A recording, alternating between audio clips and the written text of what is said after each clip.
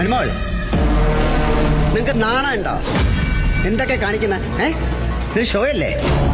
ഞങ്ങൾക്ക് റെപ്യൂട്ടേഷൻ ഇല്ലേ? ജിഷൻ, നിങ്ങൾ എന്തിനാ വന്നിരിക്കുന്നത്? അങ്ങനെ ലാലേട്ടൻ ഫയറായേ. ഇവിടെ രണസുന അല്ല ഫയർ ആയിട്ടുള്ളത്. രണസുനെ എടുത്ത് ദൂരെ കളയാൻ പോവാണ്. പുലിക്കളി കളിച്ച് വെടിവെക്കുന്ന ആളെ പുറത്താക്കും എന്നുള്ളതാണ് ലാലേട്ടൻ പറഞ്ഞുള്ളത്. അനുമോളെയും ജിസേലിനെയും ആര്യനെയും ഷൈത്യയെയും എല്ലാവരും നിർത്തി അങ്ങ് പൊരിച്ചിട്ടുണ്ട്. നൂറ ആദിലയെ പോലും പൊരിച്ച് അടക്കി കൈ കൊടുത്തിട്ടുണ്ട് എന്നുള്ളതാണ്. ഇപ്പോഴാണ് ലാലേട്ട നിങ്ങൾ ഒരു കറക്റ്റ് ഹോസ്റ്റ് ആയത് എന്നുള്ളത്, നല്ലൊരു ആങ്കർ ആയത് എന്നുള്ളതാണ്. എന്തൊക്കെ കൊള്ളരുതായ്മകൾ അവിടെ നടന്നിട്ടുണ്ടായിരുന്നു, മിണ്ടിയിട്ടില്ല. നിങ്ങൾക്കെതിരെ ശക്തമായിട്ട് ആര്യൻ എന്ന് പറയുന്ന ആ ഒരു മനുഷ്യൻ പറഞ്ഞ വാക്കുകൾ നമ്മൾ കേട്ടതാണ്. ഇതൊക്കെ കണ്ടും കേട്ടും ലാലേട്ടൻ മിണ്ടിയില്ല. പക്ഷെ ഇപ്പൊ മിണ്ടാനുള്ള കാരണം വെച്ചിട്ടുണ്ടെങ്കിൽ പുറത്ത് ഇത് വലിയ ചർച്ചയായി എന്നറിയാം.